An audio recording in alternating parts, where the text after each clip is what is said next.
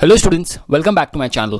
Cost accounting में नया chapter cost sheet start करने जा रहे हैं। ये चैप्टर फॉर्मेट बेस्ड चैप्टर है, तो सबसे पहले मैं आपको इसके सोल्यूशन का फॉर्मेट बता देता हूँ। तो ये है फॉर्मेट कॉस्ट शीट का। अब इस कॉस्ट शीट को अगर आप ध्यान से देखो तो दो मेन हेडिंग्स है इसमें, एक डायरेक्ट कॉस्ट और एक इनडायरेक्ट कॉस्ट। डायरेक्ट कॉस्ट के अंदर तीन सब हेडिंग्स है। पहला वाला है डायरेक्ट मटेरियल, दूसरा वाला है डायरेक्ट लेबर और तीसरा वाला है डायरेक्ट एक्सपेंस। जब हम लोग इन तीनों खर्चों को प्लस कर देते हैं तो हमें मिलता है प्राइम कॉस्ट। ए प्लस बी प्लस सी, इन तीनों को प्लस करें तो हमें मिलता है प्राइम कॉस्ट। प्राइम कॉस्ट का मतलब होता है प्राइमरी कॉस्ट। अब direct material, direct labour and direct expense, इनके अलग अलग नाम भी है। जैसे फॉर एग्जांपल डायरेक्ट मटेरियल को हम डायरेक्ट मटेरियल ही कहते हैं, बट जो डायरेक्ट लेबर है उसे डायरेक्ट वेजेस, प्रोडक्टिव लेबर ये भी कहा जा सकता है। Direct expense, chargeable expense, direct power, special expense, सबका मतलब सेम। आपको direct material, direct labour and direct expense ही याद रखना है, ठीक है। अच्छा, अब सवाल ये उठता है कि डायरेक्ट मटेरियल क्या होता है। अब मैं आपको बताता हूँ। फॉर एग्जाम्पल अगर हम कोई प्रोडक्ट बना रहे हैं, फॉर एग्जाम्पल अगर मैं फर्नीचर बना रहा हूँ, तो फर्नीचर में मेन इंग्रेडिएंट, फर्नीचर बनाने के लिए सबसे पहला मटेरियल कौन सा लगेगा? Would, right. तो वुड हमारे लिए डायरेक्ट मटेरियल है। जो मटेरियल डायरेक्टली प्रोडक्ट के अंदर जाता है ना, उसे हम लोग डायरेक्ट मटेरियल कहते हैं।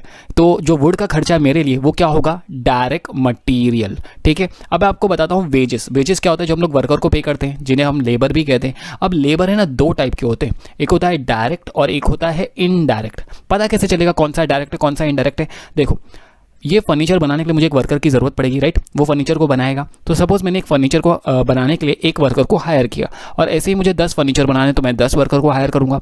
और मुझे ये भी चेक करना है कि वर्कर काम कर रहे हैं या नहीं, तो उसके लिए मैं एक सुपरवाइजर भी हायर करूंगा। अब सुपरवाइजर है ना, डायरेक्टली काम नहीं कर रहा है, वो सिर्फ ये चेक कर रहा है कि ये वर्कर लोग अपना काम कर रहे हैं या नहीं कर रहे। तो जो पैसा मैं वर्कर को दूंगा ना, वो डायरेक्ट वेजेस है, बिकॉज उनकी वजह से मेरा प्रोडक्शन हो रहा है, उन लोग मेरा प्रोडक्ट बना रहे हैं। बट ये जो सुपरवाइजर है ना, इनको जो मैं पैसे दे रहा हूँ ना, ये डायरेक्टली मेरे प्रोडक्ट से रिलेटेड नहीं है। ये कौन सा खर्चा है? इनडायरेक्ट है, इनडायरेक्ट, ठीक है। तो जो खर्चा डायरेक्टली रिलेटेड है किससे? प्रोडक्ट से, तो वो डायरेक्ट माना जाता है। और जिसका प्रोडक्ट से ज़्यादा लेना देना नहीं है, लेकिन फिर भी हमको करना पड़ता है खर्चा, उसे हम लोग इनडायरेक्ट खर्चा कहते हैं, ठीक है। तो चलिए वापस जाते हैं फॉर्मेट की ओर। मैंने आपको बताया डायरेक्ट कॉस्ट तीन टाइप के होते हैं, direct material, direct labour and direct expense. ये तीनों के तीनों खर्चे हम लोग प्रोडक्ट के ऊपर डायरेक्टली डालते हैं।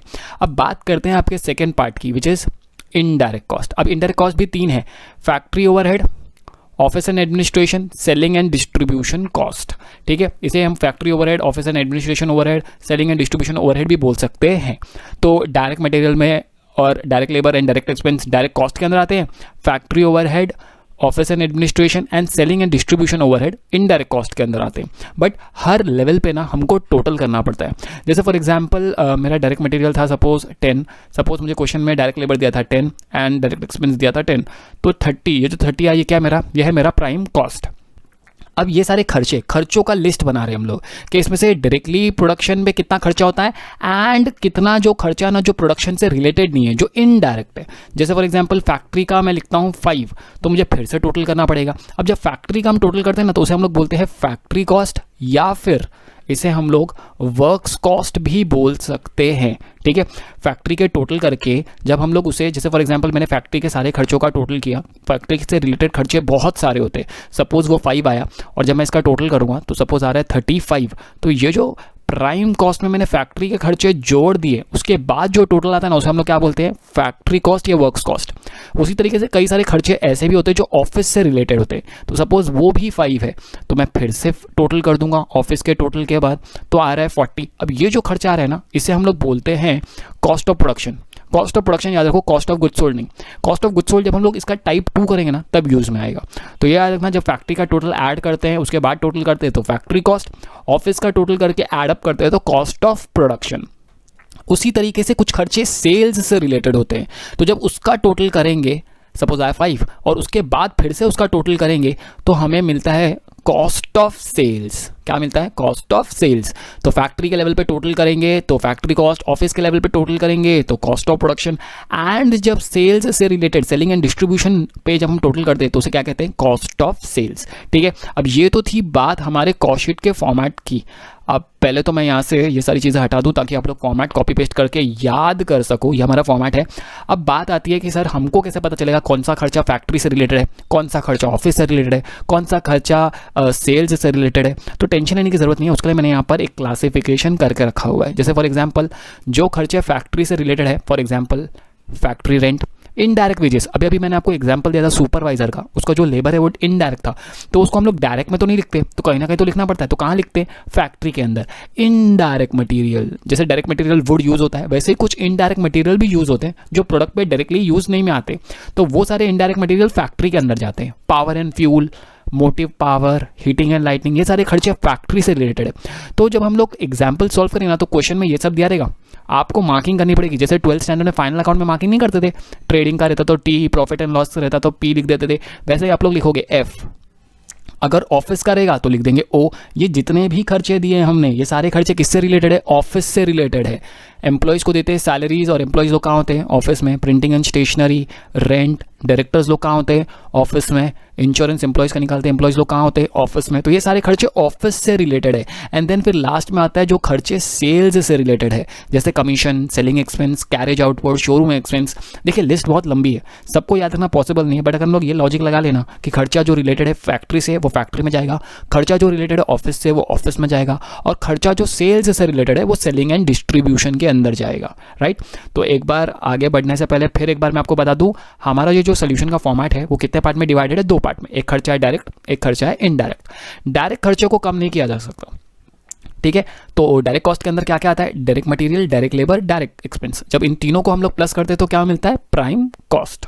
Right, okay. उसके बाद हेडिंग आती है इनडायरेक्ट कॉस्ट। इनडायरेक्ट कॉस्ट के अंदर भी 3 हेडिंग है, फैक्ट्री, ऑफिस एंड सेलिंग। जब हम लोग फैक्ट्री का टोटल करते हैं तो फैक्ट्री कॉस्ट मिल जाता है। देन फिर हम लोग इसी टोटल में ऑफिस के खर्चों को प्लस करते हैं तो कॉस्ट ऑफ प्रोडक्शन मिल जाता है। जब इसी टोटल में सेलिंग के खर्चों को हम लोग जोड़ देते हैं तो क्या मिल जाता है? Cost of sales. राइट, अब ये प्रॉफिट एंड सेल्स कैसे करना है वो हम लोग सम जब सॉल्व करेंगे उसके साथ साथ मैं आपको बताऊंगा।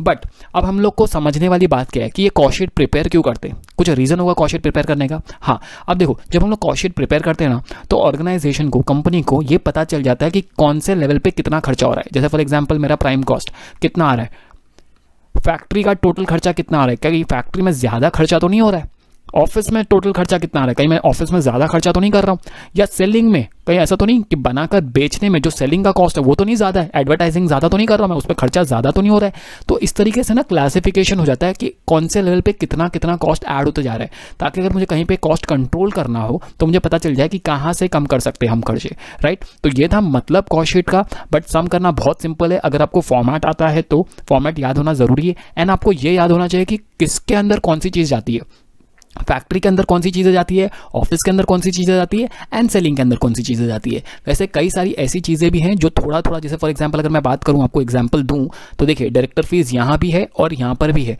यहाँ लिखा है टेक्निकल डायरेक्टर्स सैलरी। अब डायरेक्टर्स तो मैंने बोला ऑफिस में होते हैं, तो ये कौन सा डायरेक्टर है? टेक्निकल डायरेक्टर मतलब है ना, कुछ डायरेक्टर्स ऐसे होते हैं जिनको टेक्निकल नॉलेज होती है, फैक्ट्री में काम करते हैं वो लोग, कौन सी मशीनरी को किस तरीके से स्टार्ट करना है, कैसे बंद करना है, सिर्फ उन्हीं को आता है। तो ऐसे डायरेक्टर जो लोग फैक्ट्री में काम करते हैं, फैक्ट्री में रहते हैं ज़्यादा टाइम, तो उनको जो हम लोग सैलरी देते हैं ना वो फैक्ट्री से रिलेटेड होता है। ठीक है, तो ऐसे जब हम लोग एग्जाम्पल सॉल्व करेंगे तो हर एक खर्चे को मैं आपको साथ साथ में समझाते भी जाऊंगा कि क्यों इसे यहाँ लिख रहे हैं, कौन सा खर्चा किससे रिलेटेड है। राइट, तो फिलहाल इस वीडियो में आपका इंटेंशन क्या होना चाहिए, आपको यह पता होना चाहिए कि कौन सा खर्चा फैक्ट्री से रिलेटेड है, कौन सा खर्चा ऑफिस से रिलेटेड है, कौन सा खर्चा सेलिंग से रिलेटेड है। और आपको दूसरा जो काम करना है वो क्या करना है, आपको फॉर्मेट याद होना चाहिए। कॉस्ट शीट का फॉर्मेट याद हो गया तो आपका काम हो गया। ठीक है, तो चलिए इस वीडियो में इतना ही। अगर आपको ये वीडियो पसंद आया तो आपको पता है क्या करना है, लाइक करना है, सब्सक्राइब करना है, शेयर करना है।